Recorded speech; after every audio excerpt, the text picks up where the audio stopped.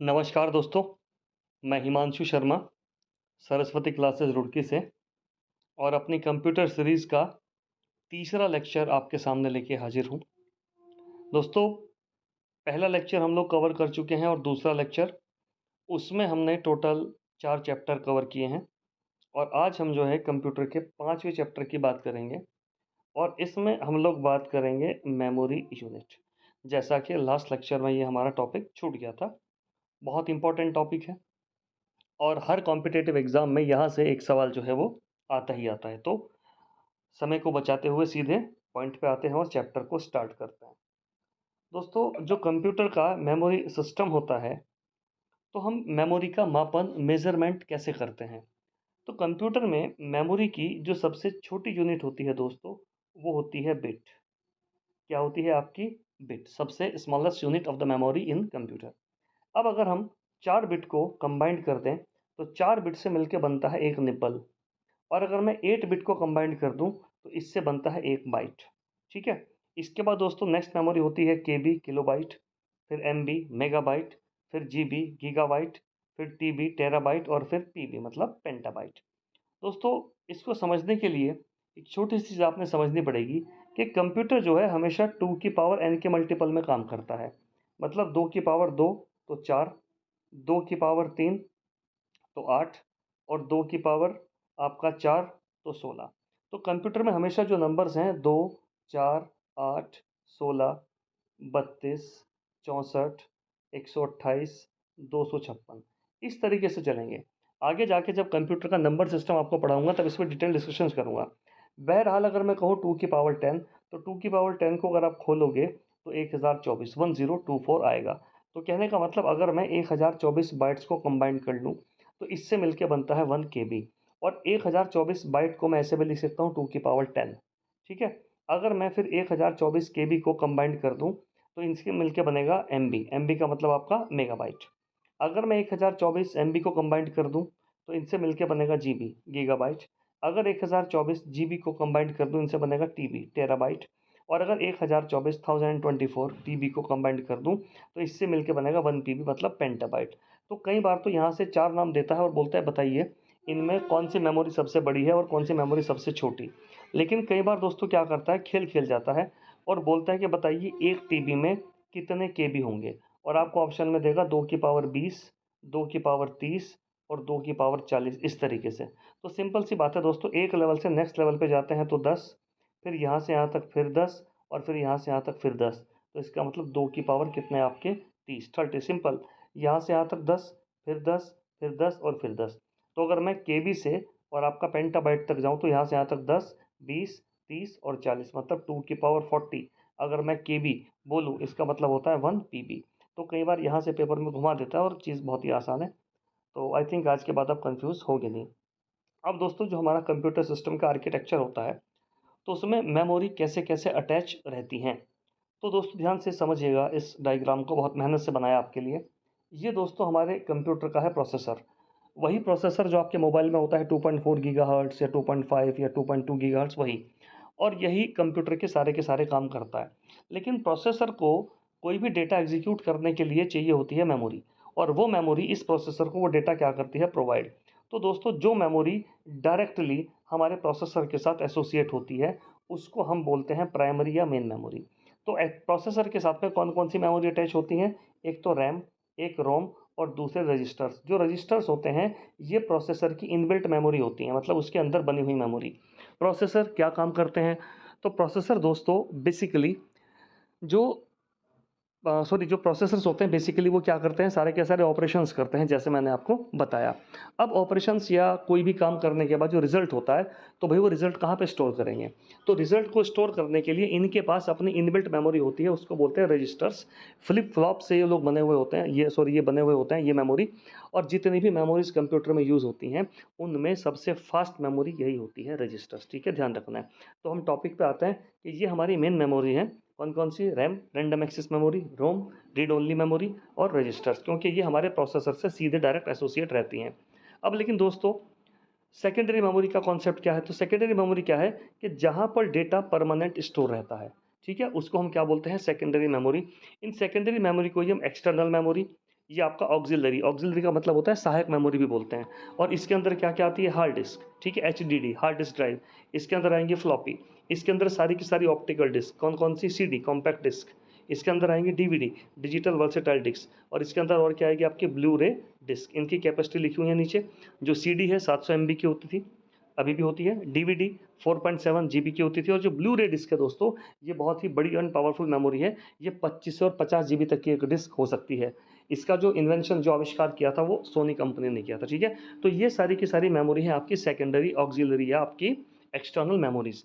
Data permanently यहीं पर store रहता है। अब जो भी काम आप करना चाहते हो, ठीक है, जो भी आप प्रोसेस से काम कराना चाहते हो, तो उसको डेटा चाहिए, और वो डेटा परमानेंटली कहाँ पर स्टोर है, यहाँ पे। तो इस डेटा को उठा के कौन लेके आएगी, रैम। और रैम ये डेटा किसको प्रोवाइड कराएगी, प्रोसेसर को। फिर प्रोसेसर उसे एग्जीक्यूट करेगा, और रिजल्ट के बाद जो रिजल्ट आएगा वो कहाँ पर स्टोर करेगा, आपका रजिस्टर्स में। लेकिन दोस्तों ये जो रैम है, लिमिटेड मेमोरी होती है, ठीक है, 1 GB 2 GB 3 GB। और कई बार क्या होता है, जो हमारे सुपर कंप्यूटर्स होते हैं, फास्ट कंप्यूटर्स, उनको स्पीड बहुत फास्ट चाहिए होती है।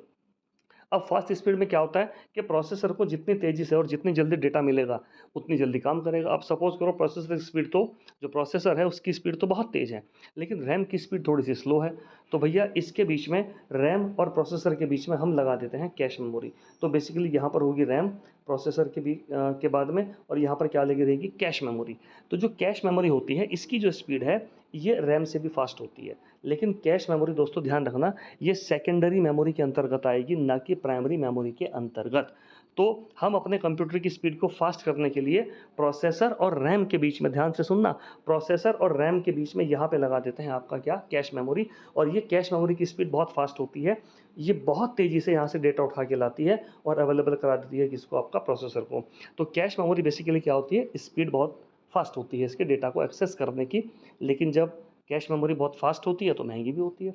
तो जितनी भी ये मेमोरीज मैंने आपको अभी बताई हैं सारी की सारी, इन मेमोरीज में सबसे फास्ट मेमोरी होती है आपके रजिस्टर्स। उसके बाद सेकंड नंबर पे आती है कैश, और तीसरे नंबर पे आती है आपके रैम, रैंडम एक्सेस मेमोरी, ठीक है।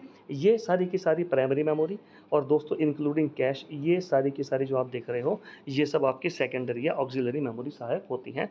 आई होप आपको ये मेमोरी का पूरा आर्किटेक्चर समझ में आ गया होगा, ठीक है। अब दोस्तों अगला जो आपसे प्रश्न पेपर में पूछता है, रैम और रोम में डिफरेंस कई बार आपसे पूछता है। तो रैम और रोम का डिफरेंस ज़रा देख लेते हैं। रैम की full form random access memory. Random का मतलब होता है कि कहीं से भी जाकर डेटा को एकदम से एक्सेस करती है। इसको सीक्वेंस में 1 बाय 1 जाने की ज़रूरत नहीं है। अगर एक लाइन में 24वें नंबर पे कोई डेटा रखा है, तो 1 2 3 4 5 करके नहीं जाएगी, सीधे 24वें नंबर पे जाएगी। इसलिए स्पीड क्या होती है, फास्ट। और जो रोम है, रीड ओनली मेमोरी। इसमें क्या है, आप कुछ लिख नहीं सकते, केवल रीड कर सकते हो। तो ये क्या है, रीड ओनली मेमोरी। अब दोस्तों ये जो हमारी रैम है, ये बहुत लिमिटेड होती है साइज़ में। आपके मोबाइल में भी आपने देखा होगा 1 GB 2 GB, जबकि जो आपके मोबाइल की सेकेंडरी स्टोरेज होती है वो होती है 128 GB 64 GB। तो रैम अगर हम ज़्यादा लगा देंगे तो हमारे मोबाइल की कॉस्ट या हमारे कंप्यूटर की कॉस्ट बहुत ज़्यादा हो जाएगी, जो हर व्यक्ति बियर नहीं कर सकता है। इसलिए जो रैम है वो लिमिटेड होती है, 1 GB 2 GB। अब जब रैम लिमिटेड है, तो इसके अंदर जो डेटा स्टोर होगा, वो डेटा इसके अंदर परमानेंट स्टोर नहीं रहेगा। ये डेटा कहाँ से उठाएगी, ये डेटा उठाएगी आपका सेकेंडरी मेमोरी से, अपने अंदर लेके आएगी, और अपने अंदर लाने के बाद फिर किसको सप्लाई कर देगी, रैम डेटा प्रोसेसर को। प्रोसेसर उसके ऊपर काम करेगा। इसके बाद दोस्तों जब हम कंप्यूटर को बंद करेंगे, स्विच ऑफ करेंगे, तो जैसे ही करंट बंद होगा, तो ये जो हमारा जो भी डेटा रैम के अंदर सेव था, ये सारा का सारा डेटा कर जाएगा क्रैश, खत्म। लेकिन डेटा खत्म थोड़ी हुआ, डेटा परमानेंटली तो हमारी सेकेंडरी स्टोरेज में स्टोर है ही। आपको फिर चाहिए तो फिर वहाँ से उठा लो, फिर रैम अपने रिस्टोर करेगी, और फिर आगे प्रोसेसर को देना शुरू कर देगी। इस मीन्स कि जो रैम है वो डेटा को परमानेंटली स्टोर नहीं करती है, और इसके अंदर चेंजेस आते रहते हैं। इसी वजह से रैम क्या है, वोलेटाइल मेमोरी। वोलेटाइल का मतलब परिवर्तनीय, चेंजेस आते रहते हैं। दूसरा टेम्परेरी, क्योंकि परमानेंट स्टोर करती ही नहीं है, जैसा आपको बताया। लेकिन इसकी स्पीड बहुत फास्ट होती है, ठीक। अब दोस्तों होता क्या है कि ये क्या है आपका थोड़ा सा एक्सपेंसिव, बहुत ज़्यादा क्या होगी आपकी, एक्सपेंसिव होगी। क्यों एक्सपेंसिव होगी, क्योंकि स्पीड इसकी फास्ट है। लेकिन अगर हम इसको कंपेयर करें आपका कैश मेमोरी से, तो अ बिट स्लोअर, थोड़ी सी स्लो होती है, लेकिन आकार में स्मॉल, स्मॉल का मतलब छोटी होती है। वैसे हम बड़ी रैम भी इस्तेमाल कर सकते हैं, लेकिन फिर वो बहुत महंगी हो जाएगी, और महंगी हो जाएगी तो इतना महंगा कंप्यूटर खरीदेगा कौन। दूसरी तरफ हमारा दोस्तों रोम, रीड ओनली मेमोरी। नाम से ही क्लियर है कि हम केवल रीड कर सकते हैं। दूसरा नॉन वॉलेटाइल, इसमें जो डेटा स्टोर रहेगा वो नॉन वॉलेटाइल, परमानेंट स्टोर रहेगा। जैसे कंप्यूटर के लिए कुछ सेटिंग्स होती हैं, जब कंप्यूटर हमारा चलता है तो कुछ उसको बेसिक सेटिंग्स चाहिए होती है। जब वो सेटिंग्स हमारे प्रोसेसर के पास होंगी, ऑपरेटिंग सिस्टम के पास, तभी हमारा कंप्यूटर चलेगा, अन्यथा नहीं चलेगा। तो वो सारी की सारी सेटिंग्स कहाँ पर स्टोर रहती हैं? रोम के अंदर। और ये नॉन वॉलेटाइल मेमोरी, ठीक है, नॉन वॉलेटाइल का मतलब अपरिवर्तनीय। इसमें जो डेटा स्टोर रहता है परमानेंट रहता है, ठीक है। और दोस्तों ये क्या होती है? अ बिट स्लो, स्लो का मतलब थोड़ी धीमी होती है, लेकिन आकार में बहुत ही बड़ी होती है। अब आकार में बहुत बड़ी है, स्पीड में कम है, तो सीधी सी बात है सस्ती होगी, चीपर। लेकिन जो रैम है ये आकार में कम हम यूज़ करेंगे, स्पीड इसकी बहुत फास्ट होगी, इसी वजह से क्या होगी? ये थोड़ी एक्सपेंसिव होगी। तो आई होप आपको रैम और रोम का अंतर समझ आया होगा। चलिए आगे जो है दोस्तों, रैम को ज़रा देख लेते हैं कि रैम है क्या। दोस्तों रैम बेसिकली टू टाइप्स की हुआ करती थी। एक तो आपकी एस रैम। एस रैम का मतलब स्टैटिक रैंडम एक्सेस मेमोरी। ये दोस्तों फ्लिप फ्लॉप्स की बनी हुई होती है। डिजिटल इलेक्ट्रॉनिक्स आर्किटेक्चर के अंदर टॉपिक आता है फ्लिप फ्लॉप्स। अगर समय मिला तो आगे पढ़ा दूंगा आपको, जहाँ तक हमारे पेपर में आ सकता है वो सब चीज़ें। लेकिन फ्लिप फ्लॉप्स की ये बनी होती है। फ्लिप फ्लॉप्स इतना समझिएगा, सर्किट, ठीक है, सर्किट के फॉर्म में डेटा को सेव करती है। दोस्तों इसमें क्या होता है कि जो डेटा मेमोरी में स्टोर है और जो मेमोरी है हमारी, इसको बार बार रिफ़्रेश करने की ज़रूरत नहीं पड़ती। तो जब बार बार रिफ़्रेश करने की ज़रूरत नहीं पड़ती, तो इसका मतलब स्पीड कैसी होगी? बहुत ही फास्ट। और बहुत फास्ट स्पीड होगी तो एक्सपेंसिव, बहुत ही महंगी होगी। और दूसरी होती है डी रैम। डी का मतलब डायनेमिक। इसमें क्या होता है दोस्तों कि बार बार रिफ़्रेश करने की ज़रूरत पड़ती है। तो जब बार बार रिफ़्रेश करेंगे इसको, इससे क्या होगा दोस्तों? स्पीड थोड़ी सी कम होगी। और स्पीड कम होगी तो स्पीड भी स्लो होगी। और स्पीड स्लो होगी तो दोस्तों ये थोड़ी सी क्या होगी? आपकी सस्ती। अब अगर हमें अपने कंप्यूटर में बेस्ट क्वालिटी चाहिए, बेस्ट कॉन्फ़िगरेशन चाहिए, तो हम यूज़ कर लें एस रैम।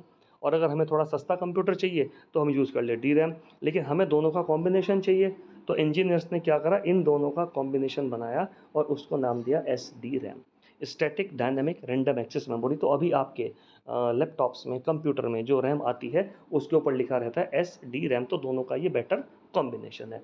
आई होप आपको समझ में आ गया होगा दोस्तों, ठीक है। अब एक और कॉन्सेप्ट बहुत इंपॉर्टेंट, अभी तक उत्तराखंड के किसी पेपर में नहीं पूछा गया है, ना ही ये उत्तर प्रदेश में पूछा गया है। और मुझे पूरी उम्मीद है ये 100% किसी न किसी पेपर में आपको सवाल रखा हुआ मिलेगा। फिर बोल रहा हूँ 5 स्टार सवाल है। दोस्तों हम बात करने वाले हैं वर्चुअल मेमोरी के बारे में, ठीक है। किसके बारे में बात करने वाले हैं? Virtual memory. वर्चुअल का मतलब है आभास। आभास का मतलब जो आपको देखने में लग रही है कि ये मेमोरी है, लेकिन वास्तव में एग्जिस्ट नहीं करती है। तो इसको बोलते हैं आभासी स्मृति या वर्चुअल मेमोरी, जो कंप्यूटर में रियली एग्जिस्ट नहीं करती, लेकिन हमें लगती है कि मेमोरी है। अब दोस्तों कॉन्सेप्ट है क्या? हमें पता है कि ये हमारा जो है प्रोसेसर है, ठीक है। और ये प्रोसेसर जो है हमारा किसी भी काम को एग्जीक्यूट करता है, किसी भी प्रोसेस को एग्जीक्यूट करता है। अब अगर किसी प्रोसेस को एग्जीक्यूट कर रहा है और हमारे पास रैम है 2 GB की, सपोज करो हमारी रैम की कैपेसिटी 2 GB की है, और जिस सॉफ्टवेयर को हम चलाना चाहते हैं वो सॉफ्टवेयर है 5 GB का, तो भैया ये रैम में आएगा कैसे? और जब रैम में ये आएगा ही नहीं तो फिर एग्जीक्यूट कैसे होगा? तो इसके लिए क्या होता है दोस्तों, ये जो हमारी सेकेंडरी मेमोरी है, इसी में ही कुछ स्पेस को हम रैम के रूप में, मतलब हम क्या, हमारा जो प्रोसेसर है वो रैम के रूप में इस्तेमाल करता है। लेकिन स्पीड फास्ट नहीं होती इससे, बस केवल रैम के डेटा को स्टोर करने के लिए इस्तेमाल होता है। तो यहाँ से डेटा रैम में जाता रहेगा पेज एक एक करके, और प्रोसेसर को सप्लाई होता रहेगा। तो इससे क्या हुआ कि अगर कोई बड़ा सॉफ्टवेयर या कोई बड़ा प्रोग्राम अगर हम रन करना चाहते हैं, और अगर हमारी रैम का साइज़ कम है, तो वर्चुअल मेमोरी के माध्यम से हम इसको रन करा सकते हैं। तो दोस्तों देखो, क्या ये मेमोरी अलग से कोई है? नहीं, ये सेकेंडरी मेमोरी में ही हमने क्या कर रखा है? एक इल्यूजन कर रखा है। That's why this is known as virtual memory. सवाल कैसे पूछेगा? निम्न में से कौन सी मेमोरी है कंप्यूटर में, ठीक है, जो वास्तव में एग्जिस्ट नहीं करती है? ऑप्शन दे देगा, रैम दे देगा, कैश दे देगा, रोम दे देगा, और एक देगा आपको आभासी स्मृति या वर्चुअल मेमोरी। तो आई होप आपको समझ में आ गया होगा ये कॉन्सेप्ट, ठीक है। फिर भी समझ में ना आए तो वीडियो को दोबारा से आप देख लेना, ठीक है। This memory is only virtually, ठीक है, वर्चुअल है, does not exist in reality. वास्तव में ये कंप्यूटर में होती नहीं है। अब दोस्तों अगला आता है हमारा रोम। तो रोम के अंदर आपका रीड ओनली मेमोरी। अब रीड ओनली मेमोरी में भी अलग अलग टाइप्स की मेमोरी होती हैं। जैसे सबसे पहले पी रोम। पी रोम का मतलब प्रोग्रामेबल रीड ओनली मेमोरी, मतलब एक बार हम इसके ऊपर डेटा अपने हिसाब से राइट कर सकते हैं, लिख सकते हैं। लेकिन अगर उसके बाद हम चाहें कि फिर दोबारा राइट करें तो वी कांट, हम नहीं कर सकते हैं। तो इसको बोलते हैं P ROM, programmable read only memory. अब हमने कहा यार ये तो ऐसे कैसे काम चलेगा, हमें तो ऐसी मेमोरी चाहिए जिसके ऊपर हम बार बार अपने हिसाब से राइट कर पाएँ डेटा को। तो हमने आविष्कार कर दिया ई पी रोम का। ई पी रोम का मतलब आपका इरेजेबल, इरेजेबल का मतलब इरेज कर सकते हैं। प्रोग्रामेबल, रीड ओनली मेमोरी, तो हम डेटा को मिटा भी सकते हैं और दोबारा से अपनी सुविधा के हिसाब से राइट भी कर सकते हैं। लेकिन दोस्तों यहाँ पर क्या था कि जो डेटा इरेज होगा वो इरेज होगा कैसे, तो इसमें क्या था, आप बात चिप को निकाल के धूप में रख दो और धूप में जो अल्ट्रा वायलेट रेज होती हैं जैसे इसके ऊपर पड़ेंगे तो सारा का सारा डेटा ऑटोमेटिक क्या हो जाएगा, इरेज।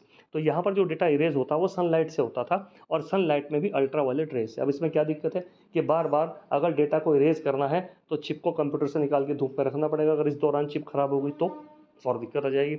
हमने कहा भाई इसका भी समाधान करते हैं, तो फिर हमने क्या किया, एक और मेमोरी डेवलप करी और उसको हमने नाम दिया ई ई पी रोम। ठीक है, ध्यान से सुनना, उसको हमने नाम दिया ई ई पी रोम। यहाँ पर स्लाइड में लिखा हुआ नहीं है लेकिन ध्यान से समझ लेना, E E P ROM, electrically erasable programmable read only memory. I again repeat, electrically erasable programmable read only memory. और नाम से क्लियर है कि यहाँ पर जो डेटा इरेज होगा वो इलेक्ट्रिकली होगा। ठीक है, सिस्टम में ही आपने कमांड दी और कमांड से ही ऑटोमेटिक डेटा गया और उसके ऊपर आप नया डेटा राइट कर सकते हो अपनी सुविधा के हिसाब से। तो वर्तमान में जो रोम सबसे ज़्यादा यूज़ होती है that is E E P ROM, electrically erasable programmable read only memory. ठीक है दोस्तों, अब बहुत इंपॉर्टेंट, जो हमारी कोई भी मेमोरी होती है तो वो मेमोरी जो, जैसे सपोज करो ये पूरी की पूरी मेमोरी है, तो ये मेमोरी दोस्तों डिवाइड होती है ट्रैक्स में और ट्रैक्स के अंदर क्या होते हैं आपके सेक्टर्स। तो कोई भी मेमोरी कहाँ में डिवाइड होती है, ट्रैक में, और ट्रैक के अंदर क्या होते हैं आपका सेक्टर्स। अब एक चीज़ होती है दोस्तों सीक टाइम। तो सीक टाइम क्या है कि किसी भी ट्रैक तक पहुँचने में जो टाइम लगता है उसको हम बोलते हैं सीक टाइम। डेटा जो स्टोर होगा वो ट्रैक और सेक्टर में तो स्टोर होगा मेमोरी के अंदर, तो ट्रैक तक जहाँ पर वो डेटा स्टोर है वहाँ तक पहुँचने में जो टाइम लगता है मेमोरी को उसको बोलते हैं सीक टाइम। और दूसरा होता है दोस्तों लेटेंसी टाइम। ये क्या होता है, जो फाइनल हमारा सेक्टर है उस सेक्टर तक पहुँचने में जो टाइम लगता है उसको हम क्या बोलते हैं, आपका लेटेंसी टाइम। तो आप थोड़ा सा समझिए और इमेजिन करिए कि कई बार आप क्या करते हैं, किसी सॉफ्टवेयर के ऊपर अपने डेस्कटॉप पे क्लिक करते हैं और वो 3-4 सेकंड तक घूमता रहता है, उसके बाद जाके एग्जीक्यूट होता है। तो ऐसा क्यों हो रहा है, समझ आ रहा है आपकी, कि वो आपने वहाँ से क्लिक करके कमांड दी है और आपकी जो रैम है उसे सेकेंडरी मेमोरी में सर्च कर रही है और जैसे ही उसको मिला उसने लोड करा प्रोसेसर में और लोड करते ही उसने क्या कर दिया, एग्जीक्यूट। लेकिन अगर आपकी रैम की स्पीड बहुत फास्ट हो तो वो लट्टू सा जो घूमता है ना, वो लट्टू सा नहीं घूमेगा, सीधा धैड़ आपका एकदम से एक्सेस होगी। तो इस प्रकार की जो फास्ट मेमोरीज होती हैं वो यूज़ होती हैं हाई कॉन्फ़िगरेशन कंप्यूटर्स में। तो आपने लैपटॉप देखे होंगे, कोई लैपटॉप 30,000 का भी है, 40 का भी है, 50 का भी है और 1.5 लाख का भी है। तो वो जो 1.5 2 लाख रुपए के लैपटॉप्स हैं वो महंगे क्यों हैं, आई होप आपको समझ में आ रहा होगा, उनकी जो कॉन्फ़िगरेशन है वो क्या है, बहुत ही बेस्ट है। तो ये छोटा सा लेक्चर दोस्तों काफ़ी तेज़ी से मैंने पढ़ाने की कोशिश की, क्योंकि मैं कोशिश करता हूँ कि 20 मिनट से ज़्यादा का लेक्चर ना हो और आई होप आपको समझ में आया होगा। इस तरीके से दोस्तों एक एक करके मैं सारे लेक्चर्स कोशिश करूँगा आपको अवेलेबल कराऊँ। आर ओ का जो एग्ज़ाम है प्रीलिम्स, वो शायद उत्तराखंड का नवंबर दिसंबर में होगा। तो अगर सब कुछ ठीक ठाक रहा तो ईश्वर ने चाहा आपके 2-3 सब्जेक्ट बिल्कुल फ्री ऑफ कॉस्ट वीडियो के माध्यम से कराऊंगा। सबसे पहले कंप्यूटर ख़त्म करूंगा और उसके बाद फिर कोशिश करेंगे बाकी सब्जेक्ट भी कराऊं और बिना किसी फीस के, फ्री ऑफ कॉस्ट। तो थैंक यू सो मच दोस्तों, मिलते हैं अगले वीडियो में।